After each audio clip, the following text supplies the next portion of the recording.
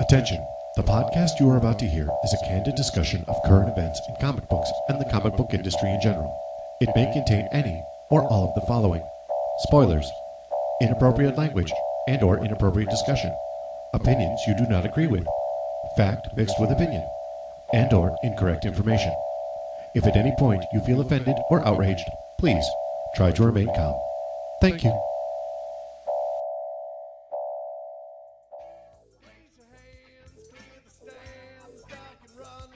Hey everybody, this is Brian Beecroft. What's going on? This is Harold Walker. And you are listening to the 26th episode of the Full Grown Fanboys podcast. Oh yeah, hit that puberty, baby. This is our 6-month anniversary. So, Man, happy anniversary, man. I just had to throw away my fucking diapers, man. This week, I'm going to be talking about Fantastic Four #1 and Serenity Leaves on the Wind #2. Oh my goodness, man. I am trying to introduce you to Revenge #1 and try to keep the continuity of Origins #2, #3. Nice. So, everybody, thanks for listening, and We will open the front page.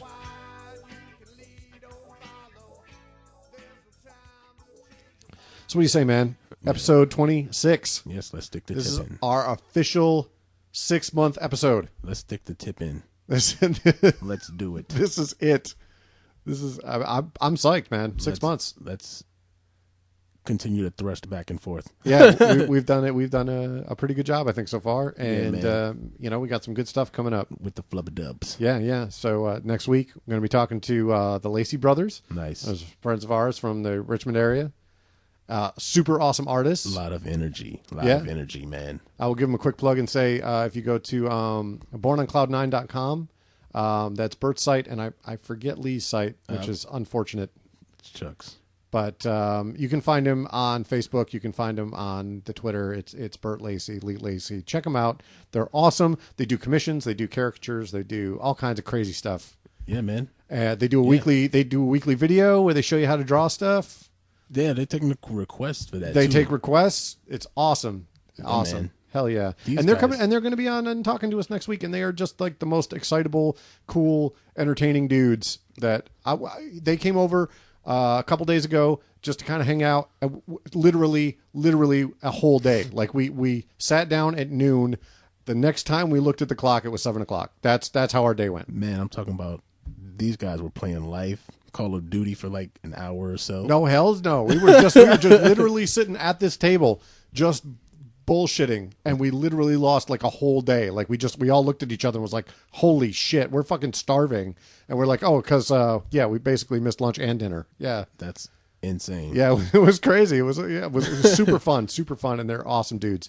Hells no. And so coming on next week, Can't lose time. and I'm not going to go too far into exactly who, but we've got 2 other interviews coming up this month with some one kind of lesser known artist and one kind of more known artist. Yeah, man. And we've got that coming up for later in the month. So as that gets closer, next week we will definitely Uber nice. let you know who that is. But Tell you, man. yeah. Uber energy coming. Uber energies. Heck yeah. So on the same kind of note as the Laceys, I just want to do them a favor and tell you where they're going to be showing up. They're actually going to be showing up a couple places in March. The first place they're going to be is at Swaders Sports Park. Their address is 4725 White Hill Boulevard in Prince George, Virginia. They're going to be showing up there. It's going to be a St. Patrick's Day kind of day. Nice. They're going to, Nice. I guess Swaders has a kite flying demonstration going on. They're going to be selling Girl Scout cookies, and they're going to be doing like face painting, and the Laceys are going to be there doing caricatures. Nice. So Nice. They do excellent caricatures. Again, check them out online. They're great. They're awesome. These are amazing guys, man. And on the 22nd, everybody go. The Laceys will be there, absolutely, but go just for the heck of it because it's Chesterfield Comic-Con. That's going to be on Saturday, March 22nd, 10 a.m. to 3 p.m. at the Meadowdale Library. The address there is 4301 Meadowdale Boulevard in North Chesterfield. I think this is the second one Yeah. that they're doing. Yeah. And the first one went great. The second one is going to be just as good. They're going to have a bunch of anime artists and a bunch of game tables, comic book dealers. They're going to be giving away prizes, door prizes, and they're going to be doing drawing workshops. There's going to be a costume contest, so they're encouraging cosplay. And as if that all weren't enough, the 501st Legion will be there. So just pretend that I don't know what that is. Okay, the 501st Legion is a group of Star Wars guys. That's all it is. A bunch of Star Wars enthusiasts, I should say. Nice. Who dress up as stormtroopers. They show up. There's guys who do the fleet. The fleet officers. They do the stormtroopers. There's guys who do bounty hunters. Nice. All that stuff. There's a Vader, and they do all that stuff. Nice. So kind of like they got. It's like a. I'm not going to use this term, but I don't like using it. But it's kind of like a Star Wars flash mob. Well, in a way, I mean, they're an organized, almost like a union that they show up and they have chapters and excellent, excellent. And that again at the Chesterfield Public Library, you can find them online at library.chesterfield.gov. Go and check that out if you're in the area because it was a good time last year. It's going to be an even better time this year. Nice, hells yeah. One other thing I want to talk about before we actually start getting into the reviews, we've said this before that Matt Roberts is a friend of the podcast. Now I can actually say that with a little more authority because he just recently friended us on Facebook. So it is official. It is pretty official. Yes, it is. But his series Manifest Destiny, the first issue of that is going into its fourth printing this week. The fourth printing will be hitting stores on Wednesday. If you are not picking that story up, by good golly gosh. Yeah. You fell asleep in history class, bro. And this is your opportunity. Yes. More importantly, that's the opportunity. Jump on it. You've already missed the first three. Why not pick up the fourth printing? You know what I'm saying? I would not say this on the interwebs, but don't be upset when your missing copy of your signed issue is gone. I'm just going to say somebody's going to ninja their way out of this one. Nope. Wink, wink. Nope. I've got it locked away in a secure vault miles beneath the earth. No. But it is one of my favorite things. So. With the old guy saying, choose which cup. Freaking Sir, what's his face? Yeah, Sir George or whatever. I don't even know. I should. Yeah. I haven't seen that movie in a long time. Man. And the last thing I want to mention before we actually start doing reviews is if you haven't checked out our YouTube videos, check them out. We have just started posting the audio and with some pictures every week to YouTube. So check those out and let us know what you think. Think of it as kind of you're listening to the podcast, but at least you get some visual aids of the comics that we're talking about and some of the actors and people we reference, stuff like that. Yeah, man. It's not actually live video of us doing anything. Yeah, because that'll be like some incriminating evidence if it was viral. So viral. I don't think anybody really wants to see that, but maybe someday in the future. Maybe. But so definitely stop by, check that out, and let us know what you think. Nice. It's just the audio of the podcast. If you're already listening to the podcast, maybe you don't need to. But let's say for whatever reason you can't do that, you only have access to YouTube. You can still get at us. We're experimenting with it. So if you think it's a good idea, or you like what you're seeing, or you think we can do it better. Let us know what's going on. So we will start the reviews, though. So you know what? I'm saying you're starting it this week. Oh, my gosh. Hells yeah. Man, are you ready? The first mature comic book we have spoken about on this podcast. Oh, I doubt that highly. Yeah, I'm going to go with Clown Fatale. That was pretty mature. I'm going to say this one, it has a rating on it. It does. This one at least actually says for mature readers only on the front. Talking about issue 1 of Revenge. Yes. Man, Jonathan Ross. Looks like, we'll start right at the top there. Jonathan Ross does the story. Ian Churchill does the art. Richard Starking and Jimmy Betancourt do the lettering. Yeah. And Arif Prianto with Ian Churchill does the coloring. Yeah. So Ian Churchill throws down on the coloring too. Yeah, man. Oh my! This juicy review of this. Oh man! Oh my gosh! Yeah, I only just flipped through this when you brought it today, and my eyes bugged right out of my head. Yeah, just the first 2 pages just says it all, man. Like, just that imagery, man. Like that sticks with you. But as far as the story so far, it's based on this 73-year-old actor. Okay, and he just redid He just redid I guess a movie he did in the 70s called The Revenger. All right. Kind of like how Sylvester Stallone is doing all of this. I'm bringing all these action heroes back. Sure. Kind of like that. Okay. On that end. Okay. So yeah, he's like the model god, man. He has a hit, model wife. Gotcha. He has it all. He has money now, All right. But as far as the grotesqueness of it, Yeah. man, Yeah. This is hyper violent. Hyper violent. he is basically being set up. Like getting into the story, he's ultimately getting set up, and now he is literally seeking revenge. Okay. Right. So He's literally being the Revenger. yeah. Yeah. Gotcha. But I wonder, are they going to go with how the image is, the cover image is?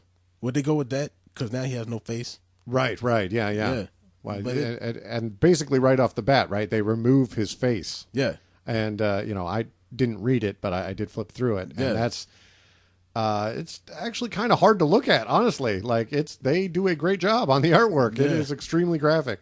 Because I think this is where I draw the line. This is as far as my violent mind would go. Yeah. Not that other stuff. Okay. But yeah. But the story is for issue 1, man, I'm liking it, man, because the chick who's setting him up is his wife, Right. but she is in turn his best friend's daughter. Okay. Gotcha. And her doing this is her revenge. Oh wow. Okay. Gotcha. Like she's gonna take his face, take his fingerprints, and Gotcha. put him on a younger guy. Oh. You know what I'm saying? Right. Okay. And he is still alive when all of this is going on. And that's why obviously they're removing his face. Yeah. Okay. Yeah. So Wow. All right. That's cool. take him back, redo the prenup, get a divorce, and all this and that and the third. Right. So she. And actually, bringing her up, I would just like to interject and say, not only is this book hyper violent, it is hyper sexual. Yes. Like basically pornographic. Yes. Yeah. And it's juicy. It's Juicy. Yeah, it's shocking. I will say that. I'm not shocked by much. Yeah. You know what I mean? At this kind of point in my life, it takes a lot to shock me. I was literally shocked by this. But man, I think this is where I'm going to get confused too, because it takes that. Since we've reviewed stories that Sure. seem confusing, Yep. like to me it has like that little Matt Kent splash in there. Yeah, where it just seems a little surreal. Yeah. I feel like that's kind of his signature. It's like everything is just a little dream-like in a Yeah. weird way. You can't really it's slippery. Yeah. The plot of the story. Yeah, man. And it's good. Like, man, like I said, like literature Yeah. needs that. I absolutely agree. And that's where I feel like the decline of storytelling is like people can't understand. People fear what they don't understand. Yeah. I absolutely agree with you. Yeah. I absolutely agree with you. There is a segment of people who read comics who don't want to think too hard. Yeah, man. And I totally agree. There has to be a little of both. Those books are fine and more power to them. But yeah, you need something with a little more meat on its bones. And this is challenging. Yeah. Yeah, absolutely. Well, Ian Churchill is one of those names where I know that we've talked about him before. Yeah. Do you remember what it was that we reviewed? Man. He's done. I can't off the top of my head, but I know we've talked about him before, and he is super talented. I mean, that's what I'm saying, is that this isn't just somebody drawing like dirty pictures or bloody pictures. These are disturbing images that are in this book. He is super talented. Yeah, man. And plus, like, the intricate detail of the story, too. Yeah. But I like how it went from flashback to current. Yeah. You know what I'm saying? Like, it wasn't like, oh, this was 10 years ago, and then you flip the page, two pages, like, you progress in the story, and then 2 pages later, it's like, oh, and this is now. Right. No, like, this literally flows. I gotcha. Yeah. And that's what I like about it. I absolutely agree. Again, not having read it, but took a pretty good long look at it. Yeah, man. I mean, I'm going to say this strongly. Like, if you have the stomach for it, for what's going on, I agree with that. pick it up. I agree with that. I mean, It's a well done book. Yeah. It just, it means mature readers. Yes. Do not let your child accidentally pick this up, because yes, it would be a bad day. that's for a bad you, day for you, but- for them, for everybody. But yeah, man, I would give I would give this a 5 out of 5 gold stars. All right. Yeah, fair enough, man. Yeah. I was impressed by it as well. My first book of the week is Fantastic Four #1, the relaunch of Fantastic Four. We didn't have to wait too long, as it turns out. Yeah, man. So, written by James Robinson, pencils by Leonard Kirk, inks by Carl Kessel, and the colors by Jesus Abertov. My bad. I didn't mean to cut you off, man. Yeah. Before you get into the review, because you really boldly speak about the Fantastic Four and their relevance into the Marvel Universe. Absolutely. Do you feel this is for the better, or do you think this is to answer for that mistake they just canceled? No, I think that this is a much better version. This is a good relaunch. Gotcha. And we really needed a relaunch. Those last 6 issues of the last volume were just atrocious. And I don't care what anybody says. I think I've heard around the internet people trying to talk them up, like, oh, this was great, and it was sad to see it go. I don't agree at all. I thought it was terrible. It was muddled. It was confused. I didn't care. I just picked them up because I wanted to complete the volume. And that's the fact of it. I don't even really remember the story from the last 6 issues. It was just like, okay, yep, it's another one. Yep. This, however, is awesome. It is a fresh relaunch. It's a fresh start. Gotcha. And whereas it doesn't forget everything that came before, it doesn't ignore all that stuff. All right. It's just turning the page, literally. We like to use that reference on this podcast a lot, but they're literally just turning the page. This is a new chapter for them, and literally. All right. And so essentially, it's them coming back to Earth, and that they've been out in the universe for the last volume and gallivanting around and having all this trouble with time, and this is them kind of planting their feet again, coming back and trying to resume life that they had before. Got you. Yeah. So are the kids still relevant? The kids are not in it directly. They are mentioned. Their daughter Valeria was at the end of the last volume super mad at Reed and Sue because she felt deceived by them, that this adventure they were having was really a way for them to find a cure for this deadly disease they had. And she kind of freaked out and was like, what do you mean? What do you mean we're dying? You don't think I'm old enough to handle this? I'm a fucking super genius, and you fucking hide this from me for all this time. So she's gone, and she's in Latveria now, which I don't remember really well the last 6 issues of the last volume, and I know that all that stuff kind of took place then. Yeah, but that's where she is. She's in Latveria right now, and actually, this book, it's kind of funny you bring that up. Like, in this book, starts with Sue writing her a letter and kind of catching her up on what's been happening. The first thing I think people will notice about what's been happening is the new outfits. Yes, they're red and black. They are what? Red and black instead of blue and black.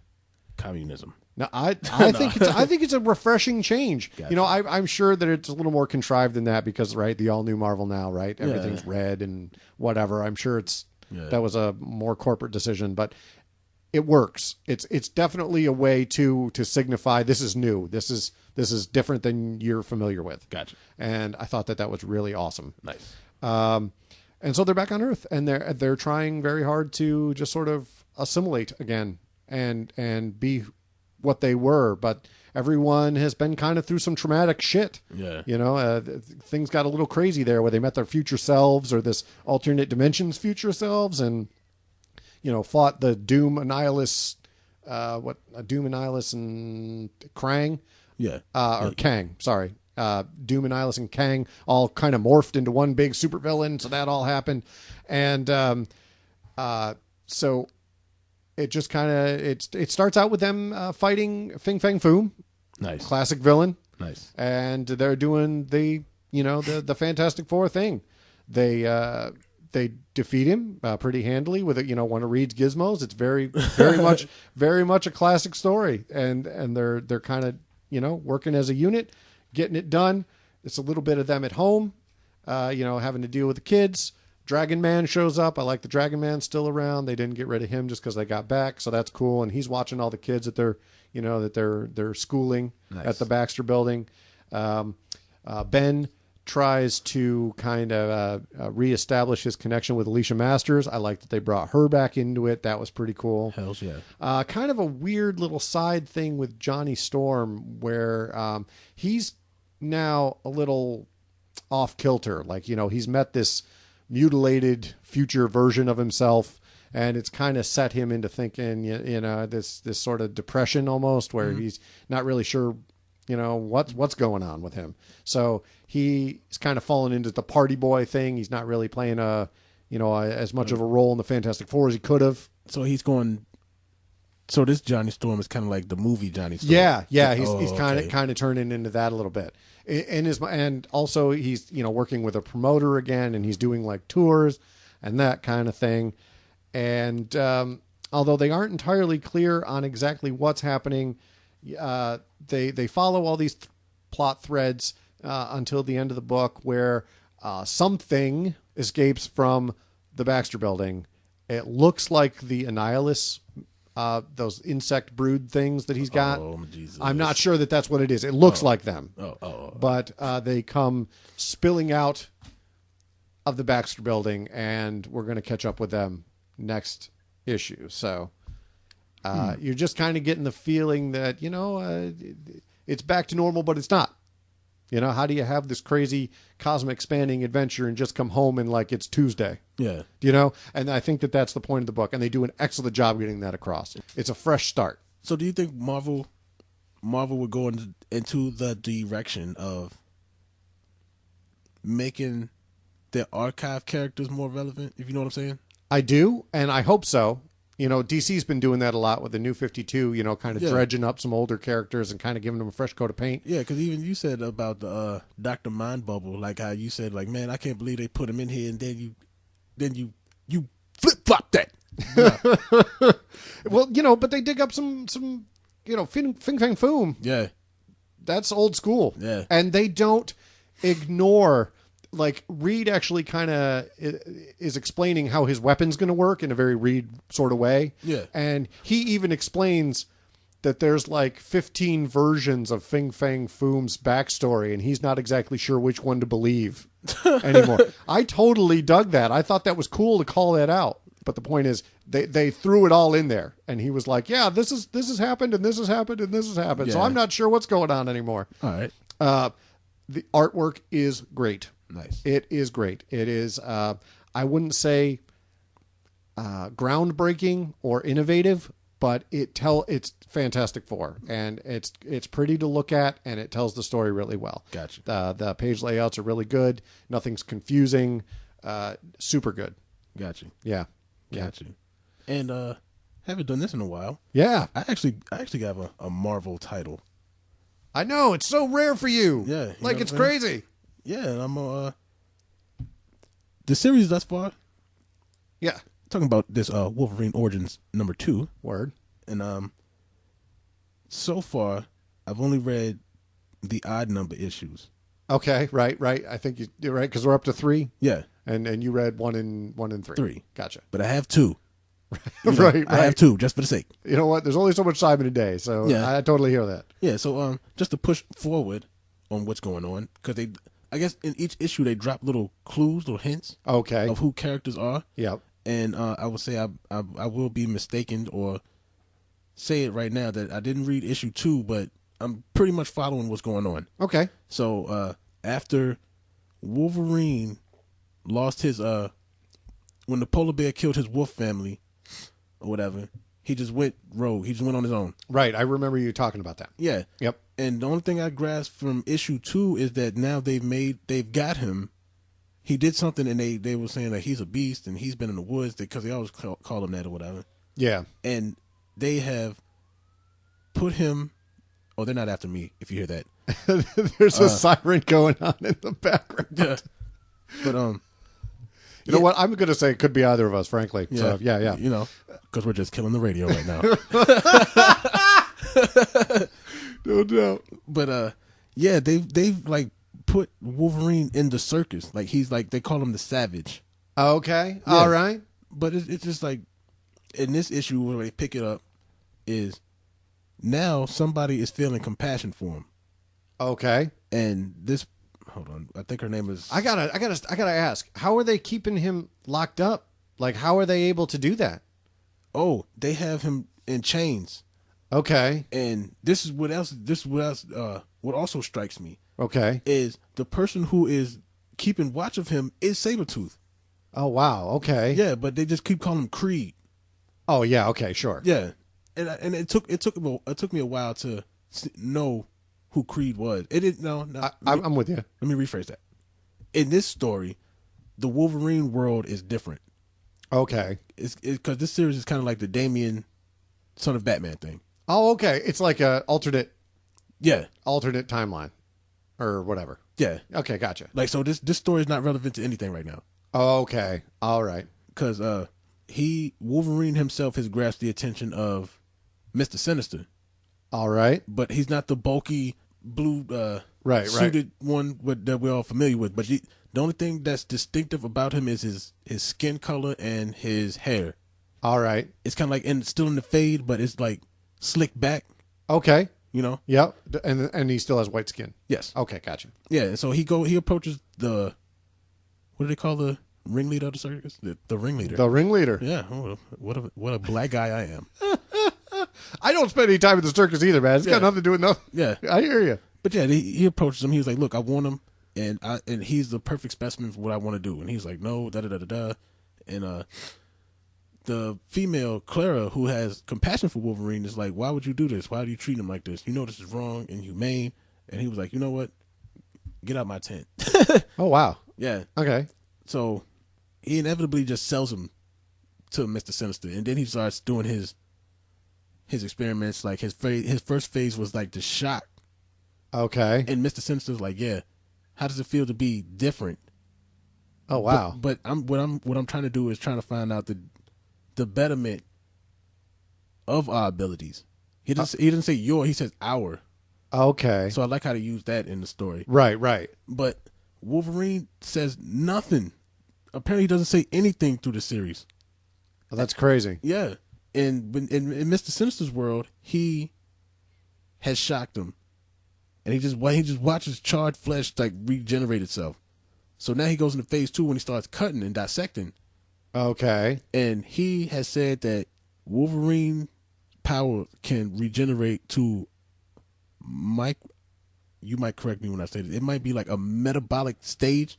Okay. Because he even cut to the bone and the bone regenerated itself. Oh shit. Yeah. Okay. And so that's how deep it got now. I gotcha. And so at this point, he's feeling the agony. He's feeling the regeneration. He's like, yeah, this is the first thing you ever said is your expression to agony. Okay. You know? All right. And now Claire has found out where the laboratory was, and Claire is the woman who was taking pity on him? yes. Okay, gotcha. Yeah, and so she has no choice but to ask Creed / Sabretooth, I need your help. He was like, no. Oh, I see. He's like, no, you're not asking for my help. You're just asking me, do you want me to help you track him? I see. And that's what she says. She finds a comparison to Sabretooth and Wolverines because they kind of have the same attitude, same look at life. Yeah, sure. Yeah, but she says she loves him because they've been through more, but she loves him for the fact that he's been through so much pain. She loves Wolverine because they've been through more. No. She loves Sabretooth. She loves Sabretooth because they've been through more. Yeah, because they're like married. Oh, okay. Yeah. All right. But she's like, she has the, what's the dude from the Goonies that they kept in the basement? Sloth? Yeah, Sloth, yeah. Yeah, she has one of those faces. Oh, wow, okay. Yeah, but it's like burnt. Is she like a circus freak in that way? I don't think they put it in the show. Oh, okay. That's why I said I'm mad I didn't read issue 2. All right. Gotcha. Gotcha. But yeah, so they found the laboratory and they found Wolverine. And this is the last page is what kind of it didn't upset me, but they got him and he's telling him to run. And she was like, "Why? We're here to get you." And then he says, "Help." I feel like that should have been backwards. Okay. Reversed, I guess. All right. Like, why would I tell somebody to run and then I ask for help? Yeah, okay. Like, you know, but but in turn they got him. they left with them. Okay, so Sabretooth, they freed him. Yeah. Okay. And then this next issue will be the fourth one, of course. Right. But yeah, it's like only a 5-issue thing, and that's what's making me mad. Oh, okay. All right. I think that's what, you know what? I didn't even, oh my good golly gosh. This wonderful story, you know what? I can't even pronounce the author. But man, the art by Andy Kubert, I'd say that. Oh, it's Kieran Gillen. Yes. Is the writer. Adam Kubert is the artist. Frank Martin does the colors. And Joe Caramanga is the letterer. And this is why it is always good to have partners and not doing things singularly. Absolutely. Man. But yeah, man, this isn't the only Marvel comic book that I'm reading, but it's just funny that I just rarely talk about them on this cast of pods. Why is that? But I didn't. I had somehow forgotten that it's Andy, right? Andy Kubert? Yeah, Adam Kubert. Adam Kubert. I had forgotten somehow that he was doing it. See, man. So I was going to ask how the artwork was, is what I'm saying, but Yeah. I don't really need to because he's astounding. Yeah. So whatever he's doing, I'm sure is freaking awesome. Man, as far as back to the whole telling the story through visual aids. Okay. Adam Kubert for this Wolverine, for the feel of it, you know? Yeah. He's good for this, you know? Oh, sure. Yeah. Because even the power of how the first issue was, like, I wasn't astounded by, like, that foil cover thing. I mean, that added to the element of it. It was pretty cool. It was pretty cool. I didn't really get the whole point of it either, to be honest with you. Oh, it's Wolverine, a new attitude. Yeah, I guess. He's got his original claws back. Yeah, okay. All right. I'm okay. You're right about that. He's really a beast. You're right about that. Yeah. But no, man, it just for Wolverine not to talk and do that, the hey bub Wolverine. Yeah. I like this. I like this. Fair enough. Fair enough. I had no idea until you said it, though, that it was like an alternate history kind of thing. I thought that this, it's Origin 2, but I didn't even get what that meant. So that's interesting. I had no idea. Yeah, see, I guess the time is different. Okay. Because, like you said, this is Origin 2. Who hasn't read the first Origins? Fair enough. Fair enough. Like, who has, like, that one was good. Like, at the end of each issue in the beginning was great to me because it was one issue he fought, who did he fight? He fought, I think it was Cyclops. Okay. And then when he beat Cyclops, Captain America threw the shield and was like, what are you doing? We're after you too. No doubt. And then he beat them, and then like he had like a red sword in the beginning, I think. Okay. And it was just like how that followed, and then it followed into his son Dakin, Right. And see, and now why is this the continuation of that, or is this just a continuation, or is this just another origin? Yeah, just literally like a redo or like Origin 2. Version 2. Yeah. Yeah, no, I totally understand. I don't know. Yeah, man. So I'll finish up the reviews this week with Serenity, Leaves on the Wind, number 2. Nice. Normally I try not to do books too close together. Like we had just done number 1, and I try very hard to space them out a little bit, give the story some room to breathe. Sure. I'm doing this for a specific reason, and the reason is I kind of slagged the first issue. I kind of was not in love with it. Gotcha. And the second issue has got me back on board. So I kind of want to revise my earlier statement a little bit by talking about this one. All right. There is so much more going on in this issue than there was in the first one. It just was such a... I guess what I was thinking earlier is I wish that they had just waited and done a double issue. Nice. That would have made it so much better. Like, there wasn't enough in the first issue to make you feel like you had a foothold back in the universe again. So, like, just put it out like how they do annuals? Yeah. If they had just done like a supersized first issue, Gotcha. That would have been perfect, and I wouldn't have had a single complaint. Gotcha. But the way that it was, the way it was broken up, I just couldn't get behind that first issue. It just felt like a very limp attempt at getting us back into the story. Gotcha. And so much is going on in this book now. Although it's the same team, which, by the way, script by Zach Whedon, pencils by George Ginty, inks by Carl Story, and colors by Laura Martin. It's the same team, but someone flipped a switch somewhere. Nice. And, I had a problem with, I will say that one of the problems I had with the first issue was that the characters don't look like their TV counterparts. That is still the case, unfortunately. They still really don't. All you have to do is look at Nathan Fillion and draw Nathan Fillion, and they don't do that. They do like their version. Yeah. I can understand to a certain degree, but let's face it. I want to see Nathan Fillion. Everybody who likes Firefly wants to see Nathan Fillion. Touché. The writing, however, is so much better. Nice. I really had a hard time hearing the characters' voices, the characters as I remembered them in the first issue. This one, I could actually almost hear the dialogue from the show in my, I could literally almost hear it. Gotcha. And it read much, much smoother. And I was like, oh, okay, that's Mal.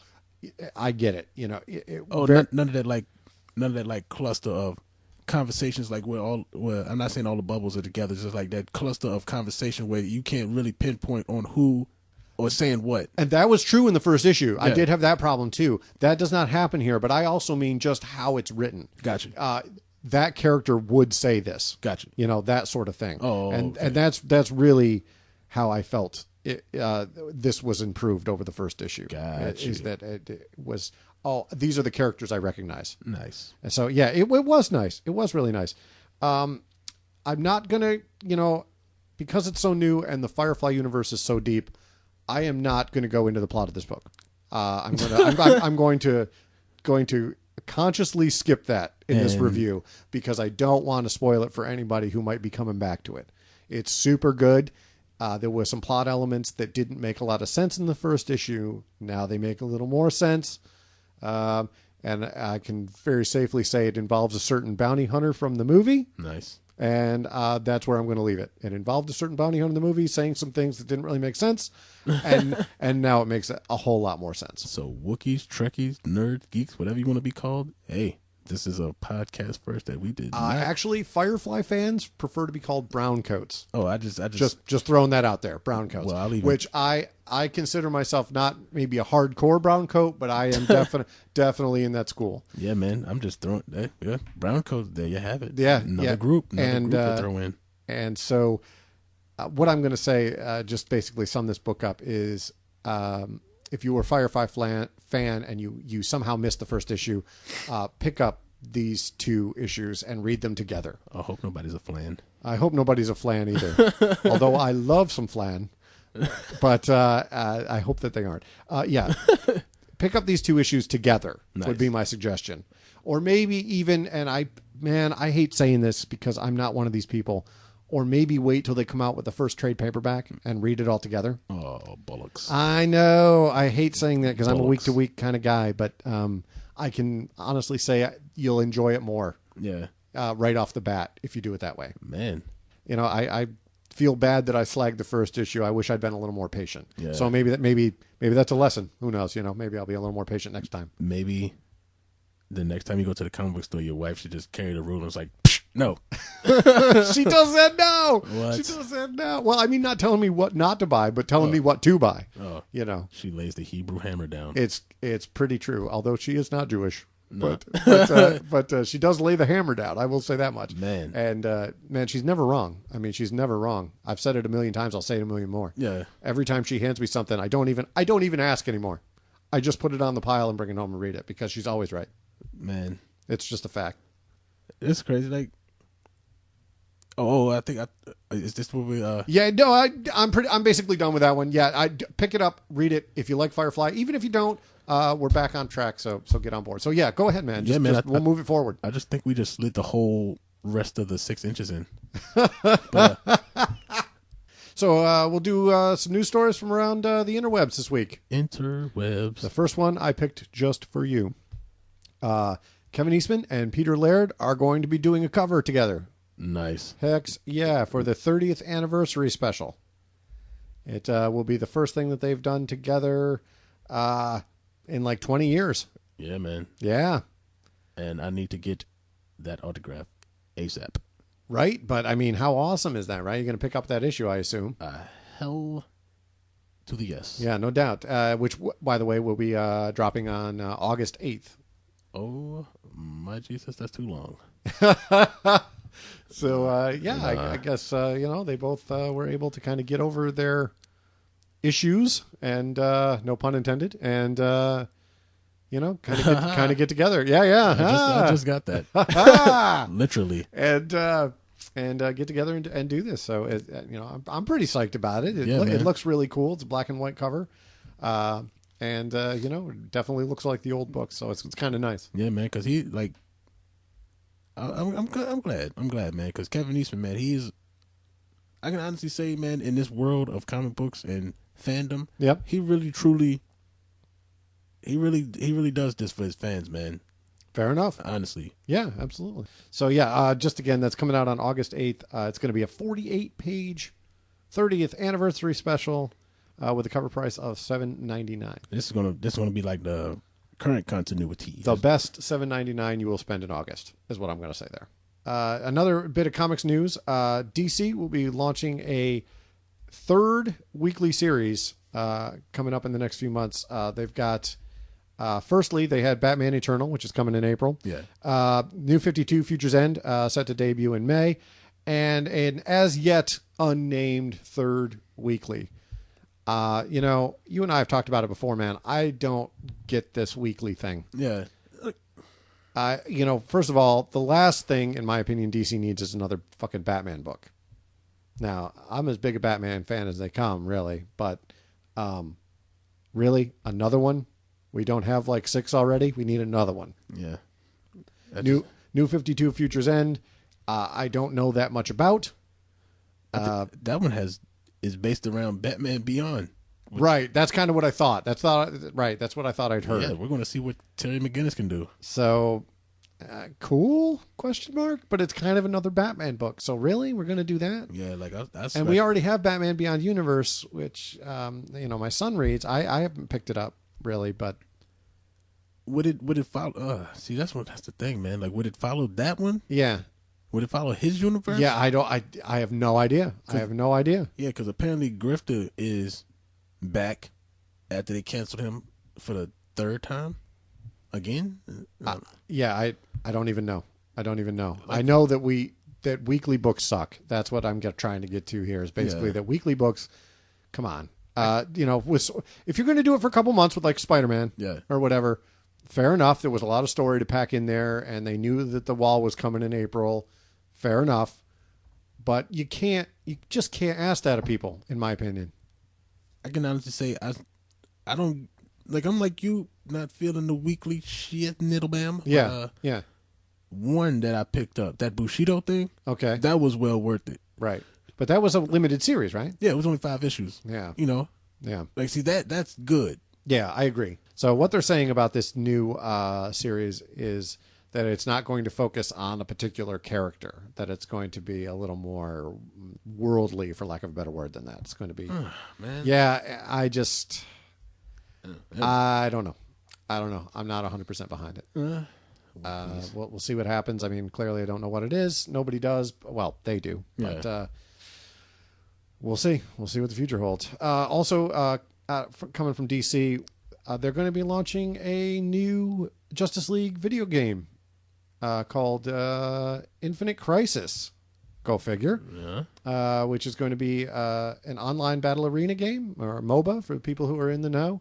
And that will be having an open beta on March 14th. Will not be downloading that. I have kind of checked it out. It's PC only. Looks pretty cool. The concept is cool. Who knows? The DC Online or DC Universe Online, whatever that was, wasn't as good as it could have been. Maybe this will be the thing that turns it around. I don't know. And readers, I wish you guys can just see his expression when he describes this. It's kind of like, oh my gosh. Yeah, I want to be excited about it, but I'm probably not going to play it, and I don't know. I'm not a big fan of MOBAs anyway. I really just don't care. Yeah. I like, online role-playing games, that kind of thing, but this is just not my cup of tea. So. And you know what? I was going to say something on what's going to happen in the news, in the know. Okay. We spoke about the Powerpuffed Girls. Yep. We spoke about Jack of Samurais. Yep. How would you feel when How would you feel if there was a mashup? I feel like you need to get the fuck out of my head because that was the next story. Yeah. Yeah. I like that. I really fucking like that, man. Yeah, that was actually exactly where we were going next was, IDW. Going to be putting out a huge crossover with all the Cartoon Network characters.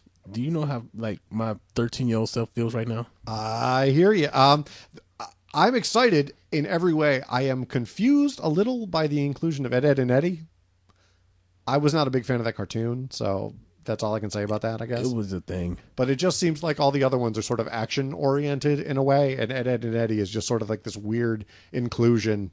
But it's going to be a 6-issue miniseries by writer Louise Simonson, who is Walt Simonson's wife. So nice. Yeah. And was an editor at DC for a while and has had a very, very storied career. So it's in good hands is what I'm trying to say. It's in good hands.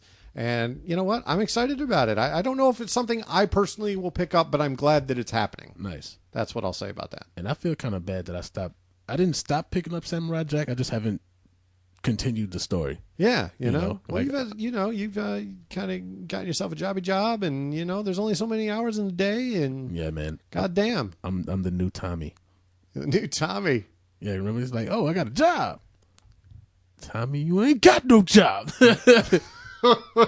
So but there's just not enough hours in the day for everything, Yeah, man. So some stuff's gonna fall through the cracks. Oh, the clacks. The clacks. I don't know what's going on with my brain today. I don't know what's up with that. It might be that snow. But some stuff, it's just you just can't get to everything. So, but anyway, that's all I got for internet news, or at least anything that I thought was worth talking about. So, next week. I just want to make sure that we remind everybody we're going to be doing a whole episode with our friends, the Lacey Brothers. Nice. So we probably won't be doing any reviews next week, but definitely check it out because it is going to be a super fun episode. And we might have a staring contest. They are awesome. That will not make for a great podcast, but we could definitely do it maybe afterward. We will try. But we'll think of something fun to talk about. With those guys. Like Energy. Stuff just comes up and it's just, who knows where it's going to go. Energy. So, yeah, absolutely. And like I said, the other 2 episodes this month, be ready because we've got some really cool people coming that we're going to talk to. And nice. I will just say that they're both artists. That's really all I can say right nice. now. But I'm really excited. I'm really excited for this month. I'm like Cyborg. It's like eat the meatball. Eat the meatball. But I guess that'll do it for this week. So everybody, thanks for listening, and we will close this greasy back cover, baby. That'll do it. It's burger. What? It's burger. What? If you enjoy the podcast, don't forget to like us on Facebook, where you can find us as Full Grown Fanboys, or to follow us on Twitter as @FullGrownFanboy. That's fanboy with no S. Also, be sure to subscribe to our RSS feed through our homepage at www.fullgrownfanboys.libsyn.com or through iTunes, and have our latest episodes delivered to your favorite device every single week. As always, thank you for listening, and we'll see you next time. SOCKAMAGEE!